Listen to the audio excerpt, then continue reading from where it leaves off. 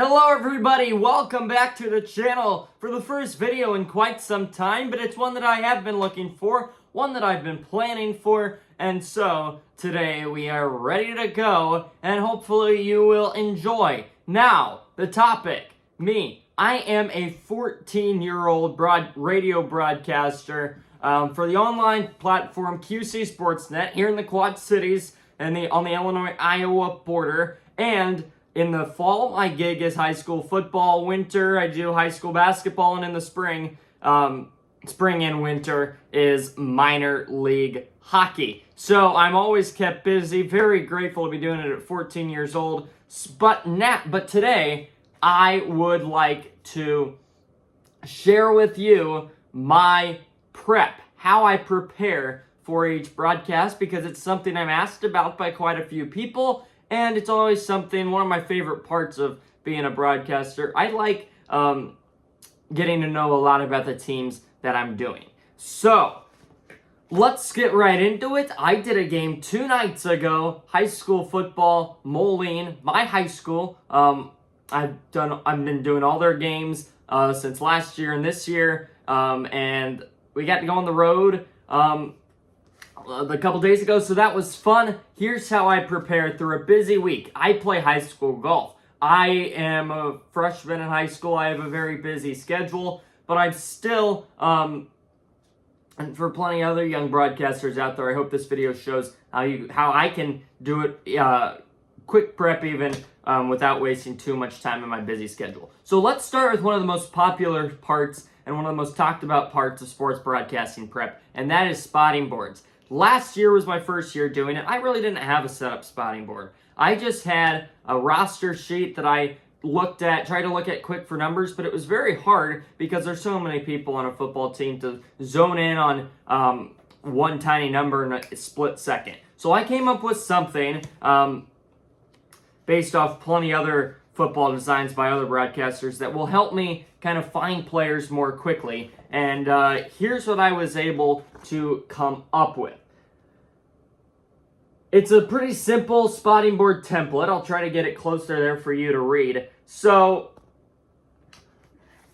I'll try to point out a couple of interesting things on here. So this is my Moline side. This is the Moline offense. When on the bottom, I have the Geneseo defense. So I will have it folded, sitting here, so once the offense makes a play, I can look at the offense, and then I'll also have the defense right on the same sheet, easy as well. But the setup, and then vice versa for Geneseo defense, Moline offense, Geneseo offense, Moline defense on this one. But same setup for all of them, so I'll just go through this once. I have the different positions laid out, kind of just by numbers. So when I look at the field, I say, oh, that's a pass to a wide receiver. I can look down very quick, see the number, which is bolded on the left side, and then try to fire off that name quick. You have the grade they're in, height, weight. Those are always kind of good fill-ins to talk about when you don't have really any other stats or anything of importance else to say. Otherwise, down here, threw in a kicker. Then the Moline offense. Some of the key storylines for the offense down here. Points per game, yards per game, what they did last game offensively. So I always tried to throw in some of that stuff at the bottom. Those are good fill-ins for the broadcast as well. Over here, I have my running backs, quarterbacks up here, wide receivers, defensive line. There's so many of them, really, you don't have any space to put height and weight in there. So I never really worry about it. And usually offensive linemen aren't too much of a story in your broadcasts. And then down here, obviously, the tight ends. So you see all this red ink around the page. Those are extra stats that I come up with. So Moline's starting quarterback. Couple of things I wrote down. Last week, 11 for 17, 156 yards passing with a touchdown pass and a pick 6. I could use that throughout the game. And one of the big storylines, Moline only threw 4 times in this game. They threw 17 times last week. So I was able to lead back to that a lot. Some other things, like this guy came over from Rock Island. He's a transfer. This guy's out with an injury. This guy scored a touchdown last week. This guy was rushing 120 yards per game last year. So many different things that you can come up with from watching the games, feeding the stats in. Stats are not very widespread in high school football, so it's very important to get the ones I can and try to use those as effectively as I can. So, Moline offense, then you have the Geneseo defense at the bottom. Same setup, all the different defensive positions, and then a lot of the defensive statistics down here. And I always write the other team in different color pen. Now, same thing over here. Geneseo offense, different positions, stats, storylines, Moline defense, stats, storylines, all the good stuff there. That's what I had going last week for the spotting boards. And since Moline's roster is going to stay the same throughout the season, I never have to redo those, but I usually do redo the opponents. And I know some broadcasters have found out ways to get AI to do them. They send it in to a company that does them for them, but I still do them on my own because I think actually physically typing out the numbers helps me better memorize them, so it's easier to call a game. Now, where do I have all my team stats, more of the storylines, schedule, school history, all that stuff? Well, right here. I do one of these for each team every week. I'll use the Moline one as an example. Upcoming schedule over here, I have all the results of the games as well that they've already played. 2023 numbers, it's always nice to refer back to what they did last season, especially here early in this 2024 season, to refer back to what they did in 2023. Those are always good talking points. Storylines there in the middle. They're returning 7 starters on offense, 4 on defense. They went winless on the road in the Western Big Six last year. That was a big one the other night that I used in Geneseo because Moline got a conference win on the road for the first time.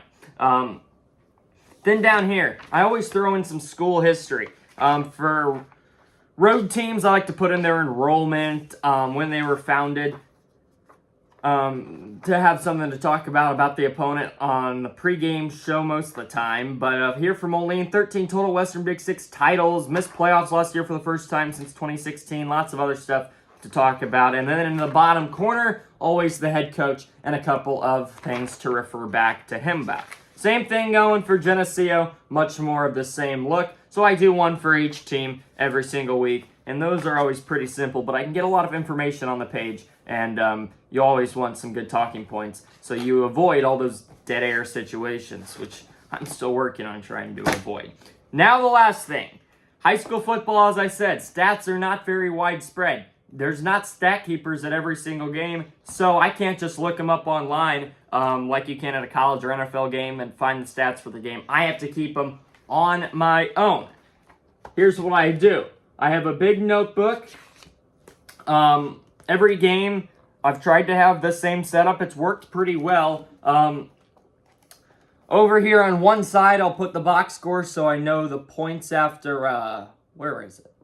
Right here. So I know the points that in the scores after the end of each quarter. Over here, the penalties and how many yards. That's always interesting to look back on if penalties cost a team a game. Then I'll have some of the key players written down here. Try to keep track of their rushing attempts, their yards. The quarterback up here, passing attempts, rushing attempts, the yards. One thing, since I'm always looking at my scorebook, I try to keep track of the scores from the other teams in the Western Big Six. That's always something we feature on the halftime show and postgame show. Some other scores around the conference. So I like to have that written off to the side where I can fit it. Down here, scoring plays. Another talking point on the halftime and postgame show. Who scored, when they scored. And so I try to keep that at the bottom. Over here on the Moline page, turnovers. Then it's the same setup for all the players, quarterback, passing attempts, rushing attempts, yards,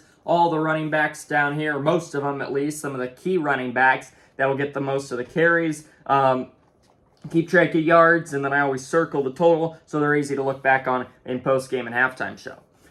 Then, again, scoring at the bottom, and look at Moline scored a lot in that game. My hand was busy writing a lot So it was an entertaining one. Only 150-121. So it was a fun night, but I enjoyed it.